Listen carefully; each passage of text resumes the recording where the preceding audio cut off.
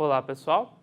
No primeiro vídeo dessa série sobre grafos, nós comentamos o problema das pontes de Königsberg, né? Que era aquele problema se o cara podia caminhar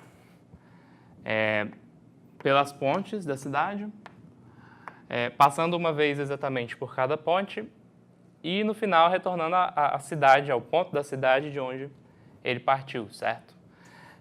Esse é o problema de saber se o grafo tem ou não tem um ciclo euleriano, que é um ciclo que faz isso que eu disse, né? E aí nós tínhamos visto que esse grafo específico das pontes de Königsberg não tem esse ciclo por causa do seguinte raciocínio. Aqui em cada vértice eu escrevi o grau, né? Você vê que todos os graus aqui são números ímpares, certo? E o que acontece é que para que haja esse ciclo, é uma condição necessária que todos os vértices tenham um grau par. Por quê? Porque imagina que cada vértice que você vai visitar depois do vértice de partida, você tem que entrar, sair, entrar, sair, entrar, sair. Cada entrada e saída você pareia, certo? Então o grau desse vértice tem que ser par. E se você pensar no vértice de onde você partiu, você pareia a sua primeira partida com a sua chegada final. E todas as demais visitas também vão aparecer pareadas, enfim. Então é necessário que todos os graus sejam pares.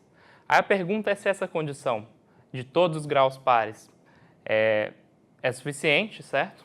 É claro que nós também vamos exigir, nesse caso, que o grafo seja conexo, porque se ele não for conexo, realmente não existe esse passeio, eu vou ficar numa componente conexa preso, não vou conseguir chegar até a outra, certo?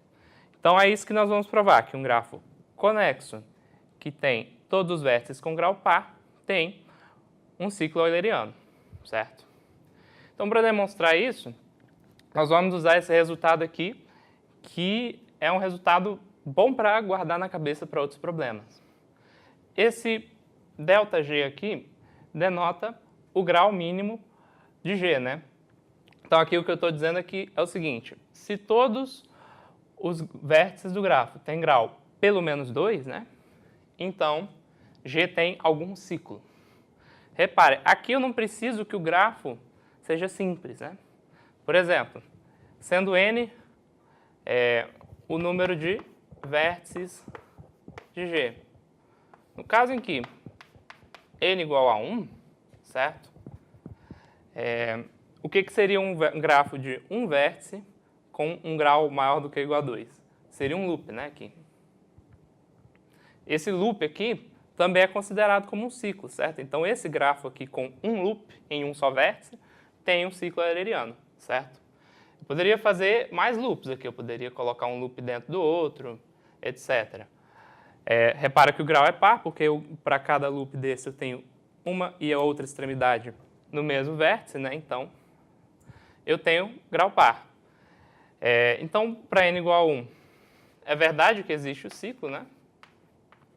Para n igual a 2 também, porque se eu tiver cada vértice com grau pelo menos 2, se o grafo for simples, eu vou precisar que tenha multiarestas, né?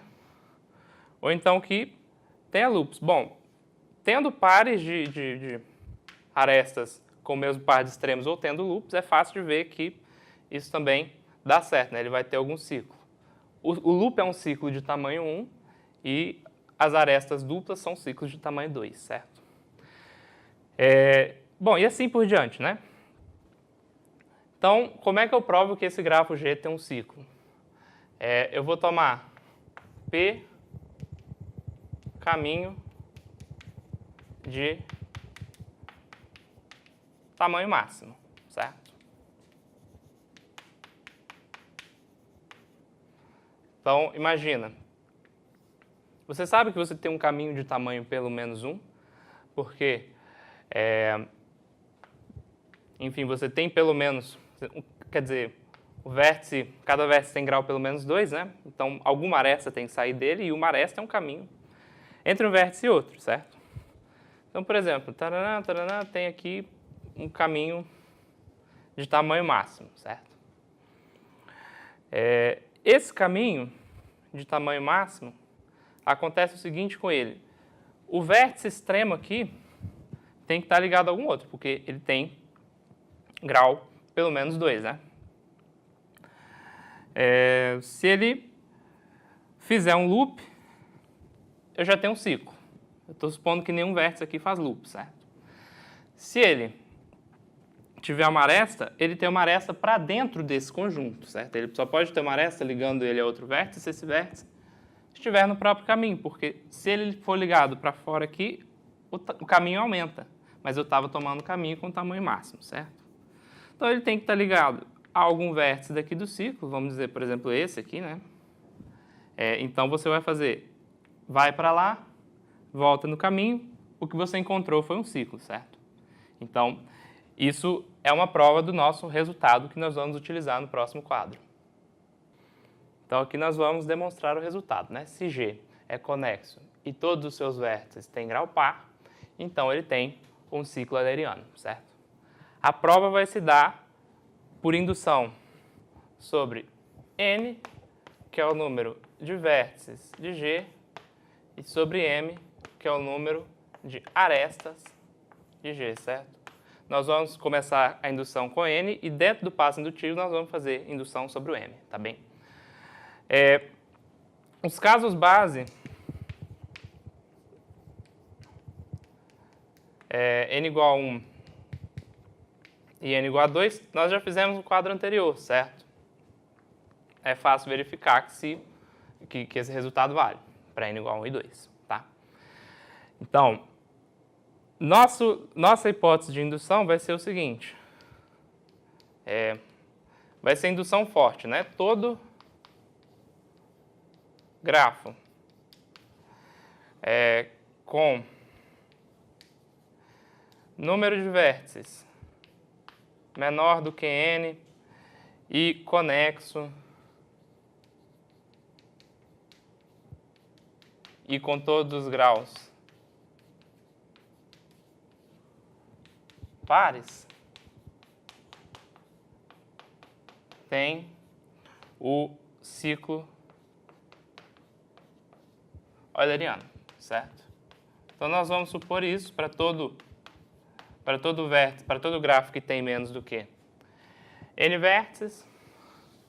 E agora nós vamos fazer o passo indutivo de N, certo? O passo indutivo do N consiste no seguinte. Bom, se ele é um grafo conexo, o grau mínimo dele é pelo menos 2, né? Ele é conexo e todos os graus são pares. Ele não pode ter um vértice de grau 0, porque senão esse vértice não está ligado a nenhum outro vértice. E como eu tenho pelo menos 3 vértices aqui na indução que eu estou fazendo, certo? Aqui eu também estou supondo que o N é pelo menos 3, tá bom? Então tem um outro vértice, e se esse vértice aqui tem grau 0, ele não está ligado a ninguém, então o grafo não é conexo, tá? Então eu posso afirmar que o grau mínimo de G é pelo menos 2, tá bem? Se é pelo menos 2, pelo nosso lema do quadro anterior, G tem um ciclo, né? G tem algum ciclo. Além de G ter algum ciclo, né? O G tem pelo menos N arestas, tá? Por que G tem pelo menos N arestas?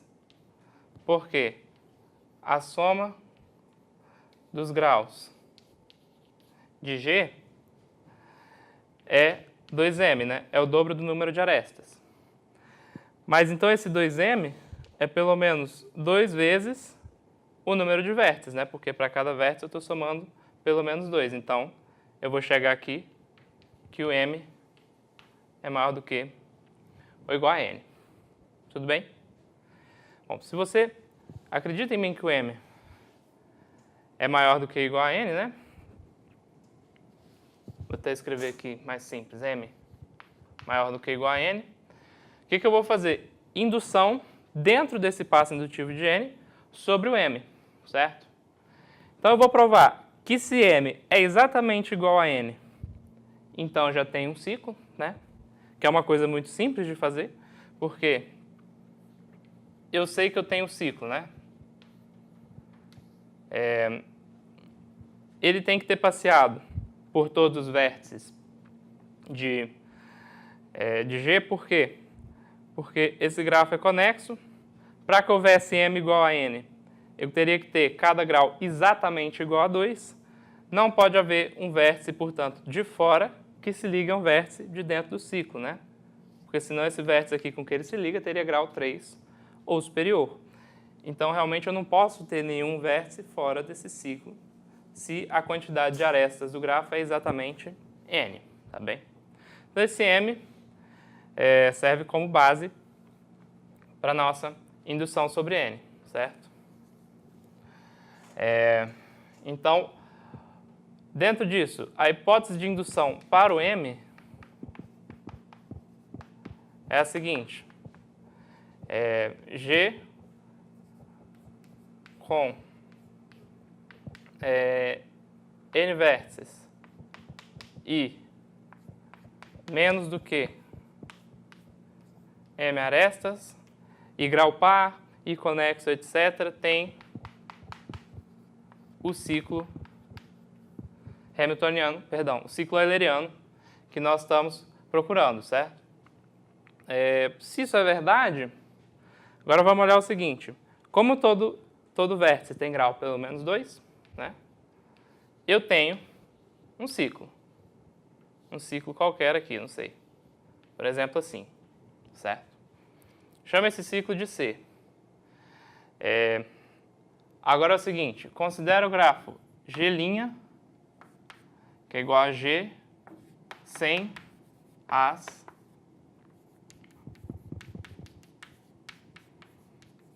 arestas do ciclo, certo? Quando eu passar lá no grafo G e retirar as arestas do ciclo que eu encontrei, o que vai acontecer?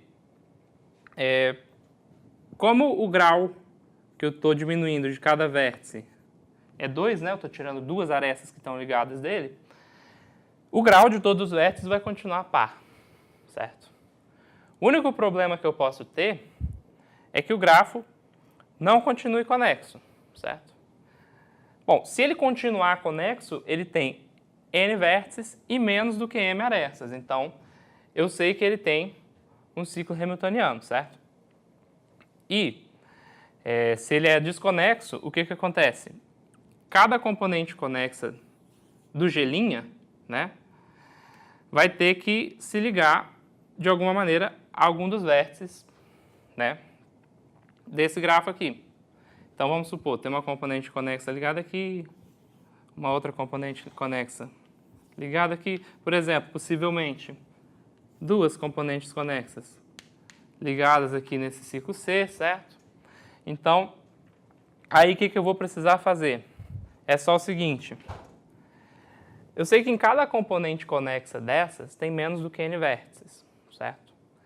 Então, pela hipótese de indução do n, né, eu sei que eu já tenho um ciclo euleriano em cada componente dessa aqui, certo? E aí o que eu vou fazer? Eu vou partir de um vértice qualquer desse ciclo aqui e olhar, bom, ele não tem nenhuma componente conexa de G', dependendo dele, né? E então eu vou passar para o vértice seguinte. Eu cheguei no vértice seguinte, tem 2, o que eu vou fazer? Esse vértice aqui faz parte daquela componente ali, certo? Então, na hora que eu usar o ciclo euleriano que tem nessa componente aqui, eu vou passear ele todo, voltar nesse mesmo ponto aqui, certo? E aí eu cancelei esse cara, acabei de passear nele. Aí eu vou acabar de passear nesse outro que também está aqui. E vou seguindo, e vou passear nesse, e vou seguindo, e vou passear nesse, voltar para esse mesmo vértice e seguir, chegar no vértice inicial. Ou seja, eu vou ter realmente um ciclo euleriano, certo? Então, isso conclui a demonstração. É um pouco longa, eu espero que vocês tenham gostado e até o próximo vídeo.